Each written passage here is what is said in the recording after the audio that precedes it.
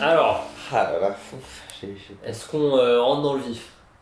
C'est quoi l'astrologie? en deux mots. C'est l'idée que tout est lié, en tout cas. Que notre vie est liée à celle du cosmos. Que notre vie est liée à tous les humains qui sont là sur Terre, à ceux qui ont précédé, à ceux qui viendront. Que c'est un tout. Nous préparons ceux qui viendront et nous sommes enfants de ceux qui sont venus. Et en même temps, que nous formons un tout avec le cosmos, dont nous sommes d'ailleurs l'image. On était entré en contact avec François parce qu'on cherchait un astrologue. Et on cherchait un astrologue parce que, comme pour tout, on voulait entendre ce que ce monde avait à dire et y prendre ce qui résonnait. Le verre d'eau d'accueil encore dans la main par peur de le poser là où il ne faut pas. Debout, tous les deux, parce qu'apprivoiser un nouveau salon, c'est lent. Il faut le temps de savoir quel fauteuil on ne piquera pas. On cherchait un astrologue. Alors, à peine arrivé, on a eu le droit à un astrologue. Ça, c'est... Non, non, j'ai fait tout ce qu'on appelle le dragon, la tête et la queue du dragon en astrologie. J'ai écrit un livre là-dessus. J'ai écrit d'abord sur le symbolisme du dragon, parce que très curieusement, d'abord généralement on n'appelle plus ça le dragon, alors que avec le dragon tu as des symboles énormes, colossal, on appelle ça les nœuds lunaires, mais on définit même pas aussi la symbolique des nœuds. Et puis le mec parle, les nœuds, le nœud nord ici, le nœud nord, le nœud sud là, et le nœud nord c'est gentil, et le nœud sud il est méchant, etc. Que des conneries qui sont étalées maintenant dans les livres très tranquillement. Il avait 8 trains d'avance, et 3 wagons de plus dans chaque train. Des tas d'intuitions, pas mal de certitudes. Il s'était tracé un chemin tortueux, dans un monde invisible, et on essayait de le remonter à partir de l'arrivée. Donc moi je dis que les nœuds lunaires, c'est le passage du visible à l'invisible. Mais un passage qui est fermé, comme indique bien le mot nœud. Dragon, ça me fait penser à mon signe Ouais. chinois. Ouais. Moi, toi aussi. C'est quoi L'année 2000, c'est Parce des que dragons. nous sommes, toi et moi du coup, Ouais. on est des dragons de métal.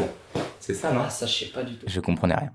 Et à chaque fois que j'essayais de m'orienter, lui nous amenait ailleurs, les yeux fermés, en prenant des raccourcis qu'il avait mis des années à aménager. Ah oui, c'est vrai, tu vas les lier aux 5 éléments, oui.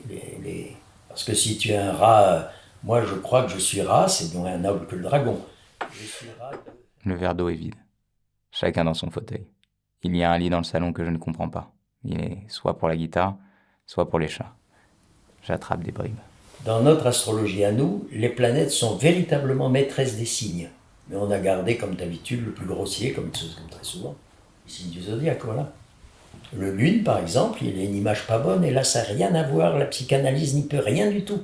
Il a tendance à se voir comme petit et un peu minable. En astrologie, il y a une idée qui dit que chaque individu est affilié à une ou plusieurs planètes.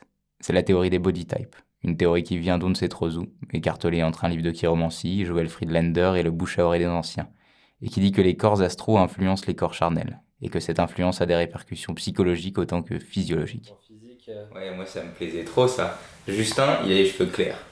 Donc il est Mars. Pas Pas forcément, forcément, parce que mais- dans les pays scandinaves, ils ont tous les cheveux Ils clairs. sont quoi. tous Mars. Ah oui, mais ça veut dire que le pays, c'est Mars. Ah ouais. Saturne-Mars, par exemple, pour la Suède. Il y a des exceptions, hein, il y a des petits Saturnes, mais très généralement, le Saturne est plutôt grand, et il est carré. C'est l'angle. Saturne, c'est l'angle. Jupiter, par contre, c'est l'arrondi. Donc Jupiter est une planète, en réalité, sur un plan fort, Jupiter est une planète féminine, et non pas masculine, contrairement à ce qu'on croit. Saturne, lui, est vraiment le masculin. Et Jupiter représente en réalité la puissance féminine, qui fait si peur aux hommes, si peur qu'ils s'en emparent, qu'ils vont dire non, non, Jupiter c'est du masculin. Ah ouais, tu nous le laisses, ton pouvoir tu nous le donnes, hein. C'est ça que les hommes n'aiment pas, ça leur fait peur. Puissance leur fait très peur. Puissance du féminin, Jupiter. L'influence dont on parle alors n'est ni à toute épreuve, Par exemple, on te donne Mercure et les cheveux noirs. ni fixe. Les Chinois, ils ont tous ces cheveux noirs, c'est pas tous des Mercures. La Chine, par exemple, c'est un pays qui est lune, très lune. Si on veut récapituler, c'est un peu informe. C'est pas très développé, le lune. Elle est dictée par un cycle, et au cours de cette vie ou d'une autre, le Mars migrera progressivement vers le Jupiter, puis vers le Lune, puis vers le Vénus. Moi, je suis une lune intellectuelle. Avec matinée de Vénus, quand même. Vénus, c'est la sensualité, entre autres. Hein. Ah, j'ai remarqué Ah bah, ça vous se voit, étiez hyper, hyper sensuel. C'est toi. Allez savoir pourquoi, c'est cette partie-là du chemin à laquelle je m'étais accroché. C'était peut-être parce qu'elle semblait plus concrète.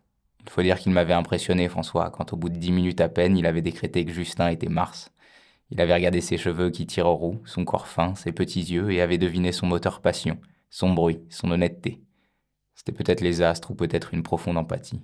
Je n'en sais rien, mais je crois que je m'en fiche. Les réponses à 22 ans, vous savez. C'était beau, c'est tout ce que je sais. De voir que dans ce monde invisible, sur ce chemin qu'il s'était tracé et qui arrivait, ses principes se tenaient. Il avait des certitudes pour ce que la suite lui réservait, et j'étais apaisé pour lui. Et comme il n'a jamais rien voulu nous imposer, j'ai pris ce que ma sensibilité me disait de prendre, et j'ai continué mon propre tracé. Donc moi, je ne veux pas imposer à tout le monde le corps de Diamant Food. Il y en a qui diraient ouais, alors corps de Diamant Food, ouais, c'est que c'est connerie. Ouais. Non, on ne comprend pas. C'est son droit, le plus strict. Ça ne le touche pas, c'est tout. Mais partez de ça dans votre vie, partez de choses qui vous touchent, qui vous frappent et qui vous font du bien, bien sûr. Écho, un podcast des dialogueurs.